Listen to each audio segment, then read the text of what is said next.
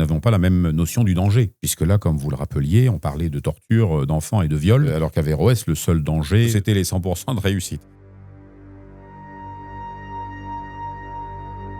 J'en viens de l'enseignement privé catholique. J'ai fait une partie de ma carrière dans des établissements privés catholiques. Simplement, on a vu cette différence de traitement. Encore une fois, l'enquête parlementaire l'a bien mise en évidence, le fameux 2 poids 2 mesures. Et si je prends l'établissement Stanislas, j'avais comparé à l'époque, forcément, puisque j'étais dans notre affaire, les points qui avaient été mis en évidence par l'inspection générale. Eux-mêmes avaient subi une inspection générale avec 15 recommandations.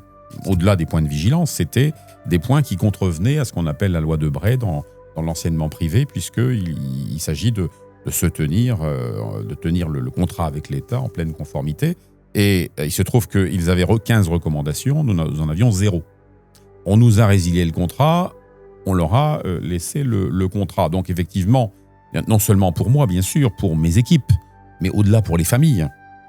Et au-delà, peut-être, pour le coup, pour les familles musulmanes en France, c'est poser la question, pourquoi un tel traitement pour les uns et pas pour les autres? Nous, on demandait simplement l'égalité de traitement et on a cessé de le crier. Et ensuite, il y a eu effectivement l'affaire dite Betaram, où là, il s'agissait, alors là, ça m'a vraiment mis en colère, parce que quand le préfet avait dit les enfants sont en danger à Averroès, j'ai eu l'occasion de répondre que nous n'avons pas la même notion du danger. Puisque là, comme vous le rappeliez, on parlait de torture d'enfants et de viol, alors qu'à Averroès, le seul danger... c'était les 100% de réussite. C'était les 100% de réussite.